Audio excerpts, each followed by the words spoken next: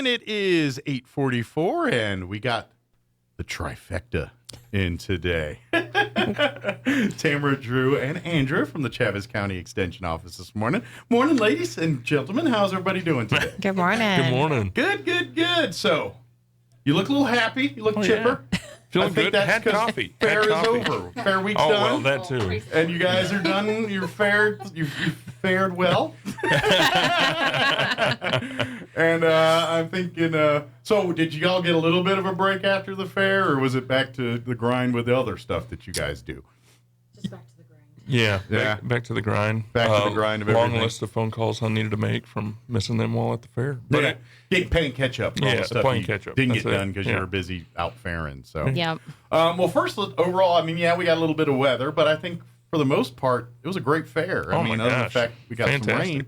some rain. The livestock shows were great. None of those got rain delayed or Oh, no. because that's all under the ring. Yeah. So, yeah, that usually doesn't get interfered with unless some real crazy stuff happens out there. But. Yeah.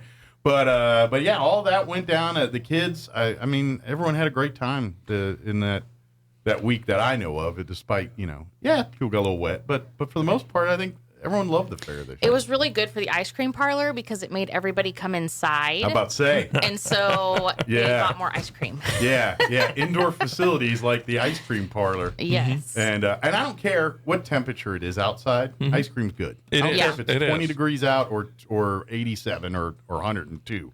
It's good. It's hard to beat a good milkshake. And to be honest, when it's cold out, you get to enjoy it better because if it's 102 out, you're like, I got to get this thing down quick, it's gonna otherwise melt. it's going to be goo.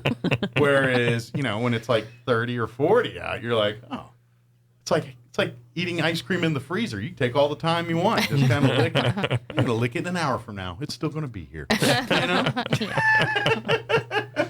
So anyway. But everything went well. I'm assuming y'all raised some good money for 4-H. Yes, we did. We were very much supported by the community. So Thank you. thank you to everyone that came in and supported us. Thank you, and to all our lactose intolerant friends that braved the ice cream shop anyway. We salute you. You're heroes. Your family may hate you, but we think you're heroes.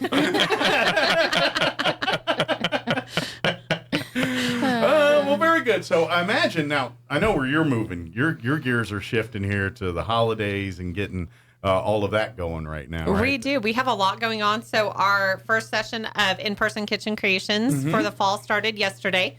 So if they miss signing up, they can still sign up for the virtual one that starts at the end of this month. Okay. And they can do that online. Very And then next month brings our Christmas showcase. excellent. Which, by the way, the earlier the sign up, the better on that because it's popular, and it fills up fast, and it's if you sleep, you're going to miss out. So don't do that. The good news is, I'm assuming it's the same this year. That you guys offer 2 We do. We sessions. offer one at 1:30 and one at 6:30 on November 15th. So if you're available during the day, if you're retired or you said I'm calling in sick to work that day, then you can go during the day. We won't tell, we promise. We won't tattle.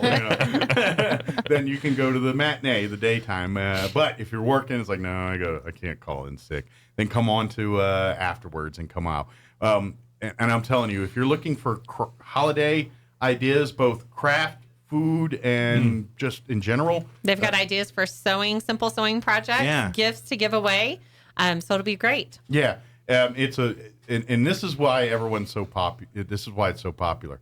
You get a book, a craft book, a cookbook. It's a how-to holiday book, and each year it's a different one. And so the event itself, you're going to go out and it's kind of like round robin, where you go and try the different projects and things, and get to maybe even do them or sample them a little bit. Our presenters give a step-by-step guide kind of how to do it. You Yeah. get those directions in the book as well. There's door prizes and raffles going on as well. Yeah. Yep.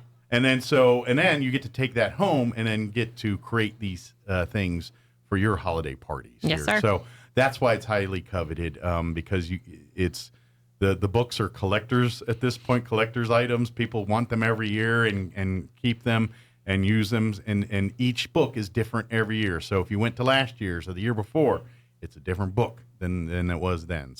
And it's great. It's about 70 pages, so it is packed full of stuff. Yeah. So if you're looking for, and I imagine it's all centered around holidays, but you could put spins on some of this stuff Of course. to shift it to either non-holiday or different holiday themed fun things too. So now give out the dates for that and the ways people sign up for this. So it's Tuesday, November the 15th. Okay. We have a showing at 1:30 and 6:30. Okay. They can buy tickets at the door, but we do suggest that they get them beforehand, and they can come by the office or see one of our Extension Club members. They have tickets as well. Yeah. So while they're buying tickets to get in the door, they can also buy their raffle tickets for the quilt that we give away, and that money goes towards scholarships for the kids here in Chaves County. Oh, cool. So who anytime get the quilts because they're always beautiful, but who's in charge of making this one?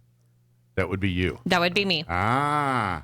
And it turned out really good. Nice. Oh, thanks. There's already some of us that are like, we want that quilt. Oh, are you? We were saying it was going to disappear out of the booth at the fair. My Nice. husband was trying to see how many tickets he could buy, so it made its way back home. But Oh.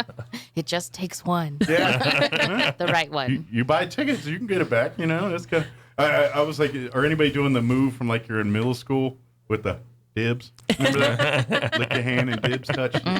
Yeah, some of that. I think Yeah. they frown upon that nowadays with COVID and all that. But that's how you did stuff back in the day, man. You wanted those. I tots? licked it. Dibs. licked it. Kid keeps using your pen. Lick it. That's what I did. Yep. So anyway, but yeah, that's anytime that. So how long did it take you to make the quilt? Just curious. A couple weeks by Couple the weeks? time I actually got started on it. Like how many hours does it? Like if you had to break it down in hours, how many hours does Oh, it take I on can't average to tell make a you. quilt? Like I don't even want to throw a number out because I couldn't even guess it. Like I work on it a couple hours here or a couple hours there. so you think it's like and then it all 30, goes together. 40 hours of total? Could be. Yeah, okay. It's a lot. Depends on what size of quilt you have too. So Sure. That makes sense. But so you can get tickets. Oh, now when's the drawing for the quilt?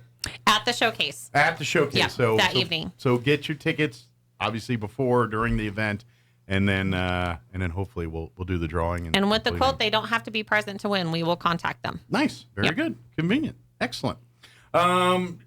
Drew, talk about what you got going on here. Well, it is CEU season, so anybody with a pesticide applicator's license, Now's the time. We have CEUs November the 3rd. Okay. It's going to be at the Eastern New Mexico State Fairgrounds in the newly dubbed Hobson's Hall. Ah, so it's no longer the new building? It's no longer the new building. finally It's has a finally name. named. Good. Yes. Well, now we got room for a new building. Yeah.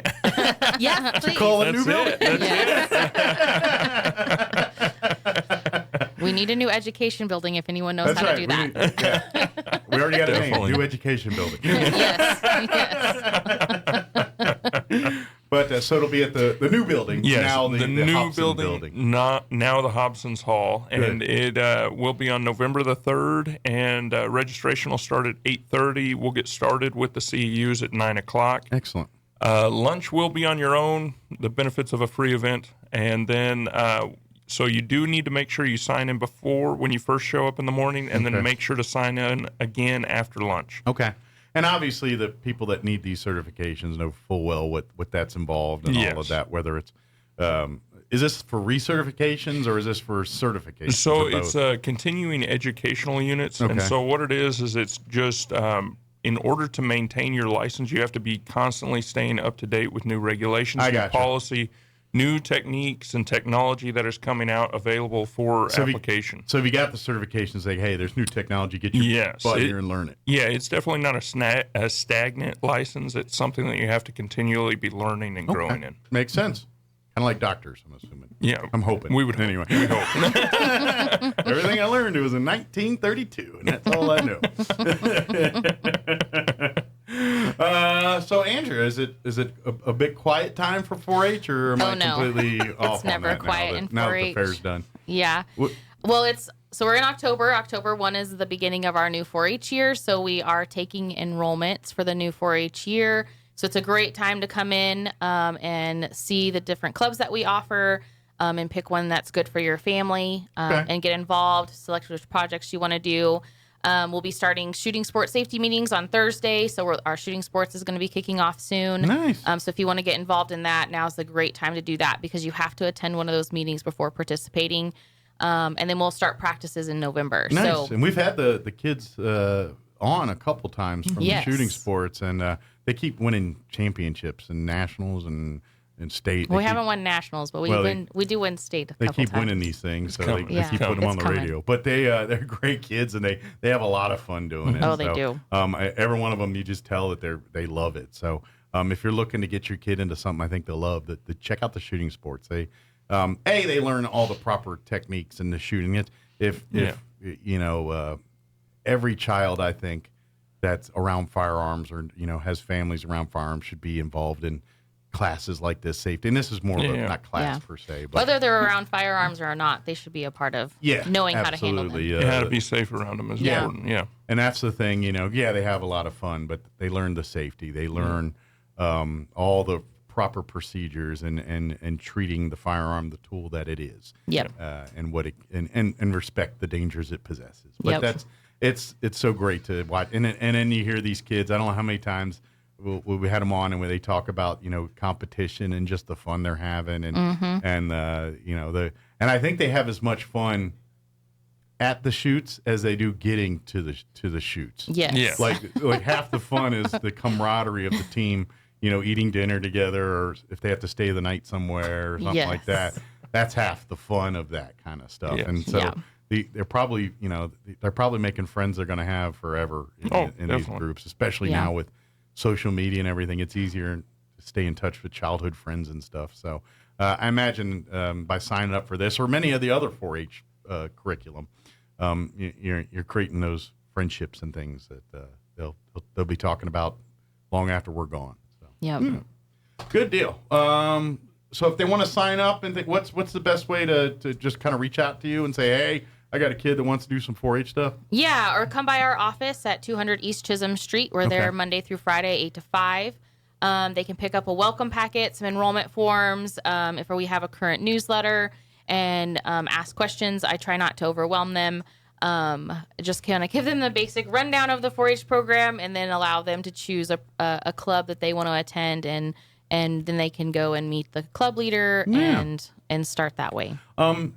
We got about 3 minutes before they kick me off the radio here, just to give folks an idea of some of the different clubs available. I mean, obviously shooting sports, but talk about some of the clubs that are available to kids in 4-H here in Chaves County. So we have 8 different clubs. Okay. We have one that meets in Hagerman, and it's typically the 4th Monday of the month. Okay. And they meet at 7:00. There's one that meets at the Sierra Fire Station, Rustic Arrows. One that meets on a Sunday at Grace Community Church at 2 on Sunday on the 2nd Sunday of the month. Okay. And then the remainder of them meet at our office. And for the most part, they meet about 6:30-ish. And so they meet once a month, and they conduct business via Parley Pro.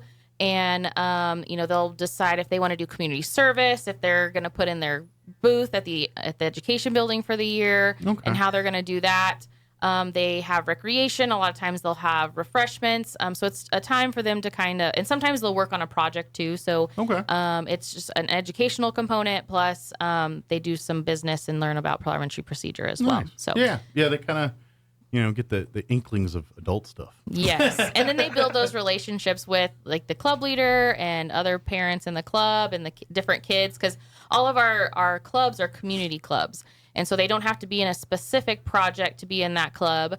So they can be a part of multiple projects and be in a club with kids that may or may not be in those same projects with them. Makes sense. Yeah. So please, if you're interested, I'm telling you, if you're looking for something to get your kid into that's, helps with social skills, all that aspect of things that maybe stuff that they didn't have a chance to do for practice, the 3 previous years because everyone was holed up in houses and whatnot.